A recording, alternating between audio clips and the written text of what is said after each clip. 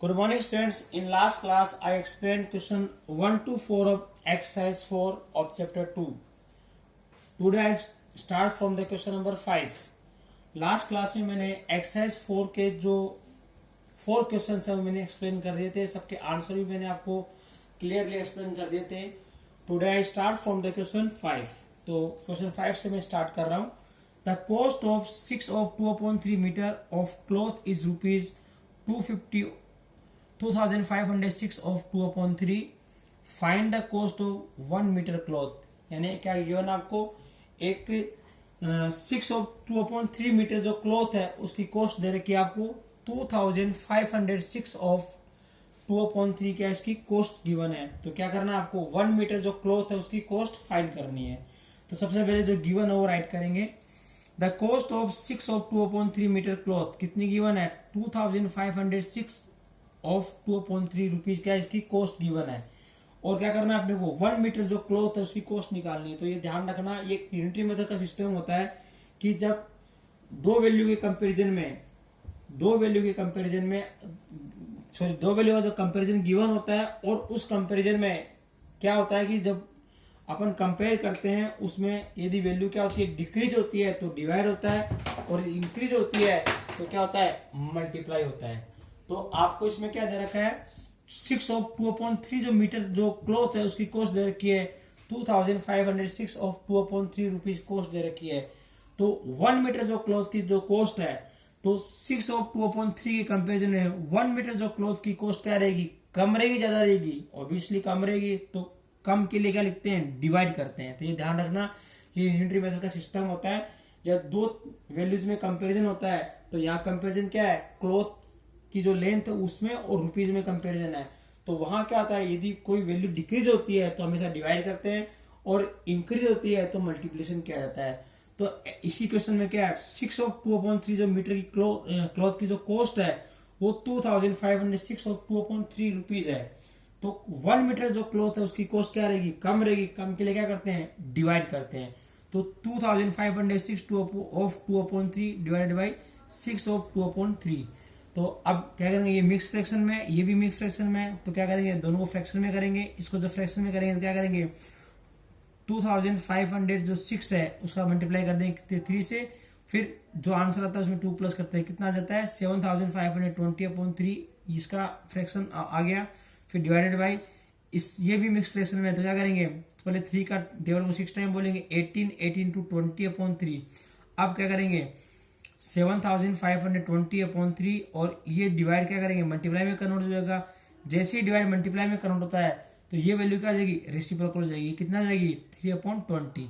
फिर 0 कट हो जाएगा. फिर 2 से डिवाइड करेंगे तो 2 से डिवाइड किया 2 को 1 टाइम कट हो गया और 2 से इसको डिवाइड किया 352 को तो कितना आया 376. और फिर ये 3 कैंसिल आउट हो गए.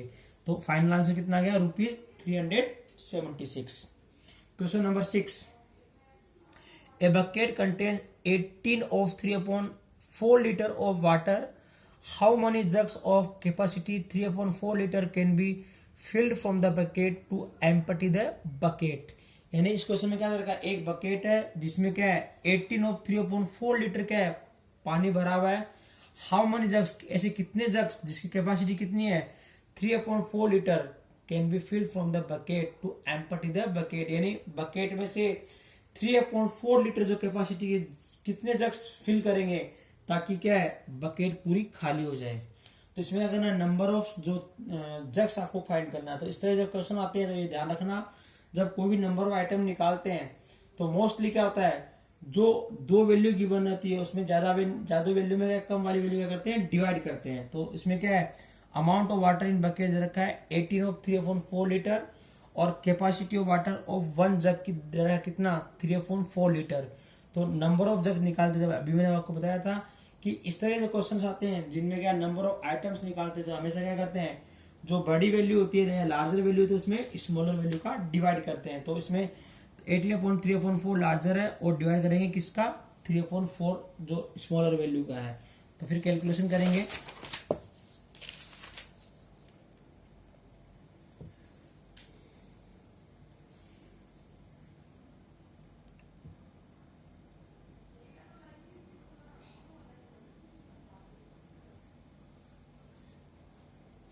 तो पहले जो मिक्स फ्रैक्शन में गिवन थी वैल्यू उसको फ्रैक्शन में करें कितना होगा 75.4 डिवाइडेड बाई 3/4।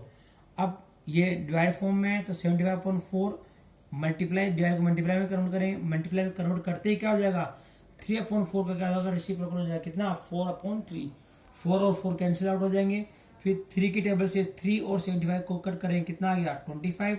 तो 25 का 1 से मल्टीप्लाई कितना हो गया 25। तो फाइनल आंसर कितना आ जाएगा number of jugs equal to 25। Question number 7 simplify the following.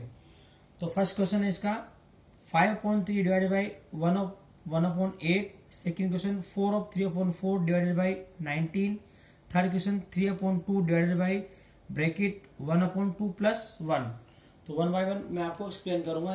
जिन्हें जो 3 क्वेश्चन दे रखे हैं उन्हें सिंप्लीफाई करना है, बहुत आसान है। फर्स्ट क्वेश्चन है 5/3 डिवाइडेड बाई 1/8।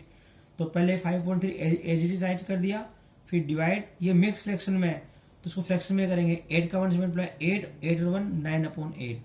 फिर 5/3 डिवाइड को क्या करेंगे मल्टीप्लाई में कन्वर्ट करेंगे। जैसे ही मल्टीप्लाई में कन्वर्ट करते हैं आपको बताया हुआ है डिवाइड के आगे वाली वैल्यू क्या होती है रेसिप्रोकल हो जाती है, क्या हो जाएगा 8/9। फिर कोई वैल्यू कट नहीं हो रही है तो फिर 5 का 8 से मल्टीप्लाई कितना हो गया 40 हो गया और 3 का 9 से मल्टीप्लाई कितना हो गया 27 हो गया। Second question 4/3/4 divided by 19। तो पहले ये जो मिक्स फ्रैक्शन में क्या करेंगे फ्रैक्शन में करेंगे 4 का 4 से मल्टीप्लाई 16 और 3 19/4 डिवाइडेड बाई 19/1। अब 19/4 डिवाइड को क्या करेंगे मल्टीप्लाई में। जैसे ही डिवाइड को मल्टीप्लाई में करते हैं तो ये वाली वैल्यू क्या हो जाएगी रेसिप्रोकल हो जाएगी 1/19। 19 कैंसिल आउट हो जाएंगे, कितनी वैल्यू आ गई 1/4। इसका आंसर आ गया। अब third question 3/2 divided by bracket 1/2 plus 1/1। तो पहले क्या करेंगे ब्रैकेट को सोल्व करेंगे। तो 3/2 divide larger bracket 1/2 plus 1/1 right कर दिया। अब वापस 3/2 डिवाइडेड बाई अब 2 और 1 का एलसीएम कितना आ गया 2 आ गया। 2 का 2 से डिवाइड कितना हो गया 1। 1 का 1 से मल्टीप्लाई 1 प्लस 1 का 2 से डिवाइड 2। 2 का 1 से मल्टीप्लाई 2 हो गया। अब क्या हो गया 3/2 डिवाइडेड बाई ये प्लस 1 और प्लस 2 कितना हो गया 3/2। फिर ये डिवाइड के आगे वाली जो वैल्यू जैसे डिवाइड को क्या करेंगे मल्टीप्लाई में करेंगे तो ये क्या हो जाएगी रेसिप्रोकल हो जाएगी। तो ये क्या आ जाएगा 3/2 मल्टीप्लाई 3/2 तो क्या आ जाएगा 2/3। फिर 2 कैंसिल आउट हो गए 3 कैंसिल आउट हो गए, आंसर कितना आ गया 1 आ गया। I think you all understand then the today's class. In next class I will explain some more questions. Thank you.